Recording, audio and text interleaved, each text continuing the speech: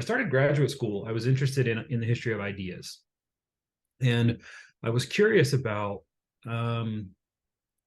determining why some ideas are successful and other ideas aren't, or why people who sell certain ideas are successful and other people aren't. So particularly for me, I was interested in religious leaders in Appalachia, right? So you all, I think, are either in Appalachia or nearby, right?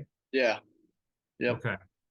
Yeah. So I look at significantly, I look at Scottish immigrants to the Ohio River Valley in the early 19th century, and I was looking at this guy Alexander Campbell, who's a preacher, and I was curious about why Campbell was so successful. So Alexander Campbell in the 19th century became the leader of what was then the largest American-born Christian denomination, and I wanted to know, why was he successful. So a lot of historians who write about him write about his religious ideas, and so that's where I started with ideas.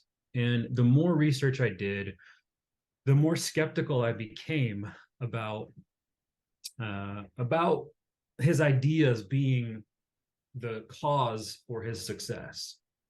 And so I had to look beyond ideas. And the reason I say that is, when you look at other preachers, other religious figures in Appalachia in this time, a lot of them are saying the exact same thing, right? A lot of them have the same ideas that Alexander Campbell has.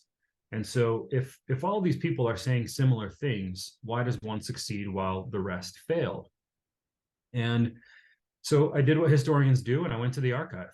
And I spent a lot of time in Bethany, West Virginia. I spent a lot of time in Pittsburgh.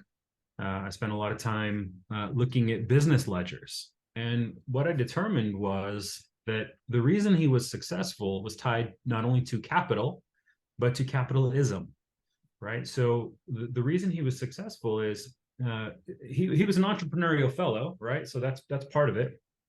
But he married into a family that had a lot of money. He married into a family that had a lot of capital. And early on, he realized the value of print. He realized the value of an institutional framework, and he utilized that knowledge to build a business. And so while most historians who study Campbell and people like Campbell look at them as religious figures, I began to look at Campbell as an entrepreneur, as a businessman, and looked at how his business venture went hand in hand with his religious following. And so as he builds a business, as he becomes a successful printer, so he invests a lot of money in printing presses and establishes a printing house, as he invested in these technologies that allowed him to reach the masses at scale, right, which is a part of capitalism, he sees success where others see failure. So I didn't come to studying capitalism intentionally. I was in no way interested in economic history. I was interested in the history of ideas. I was interested in the way that ideas move people, but became increasingly convinced that capital is often more powerful than ideas, which we can discuss. We can discuss that. We can discuss whether that's a good thing or a bad thing.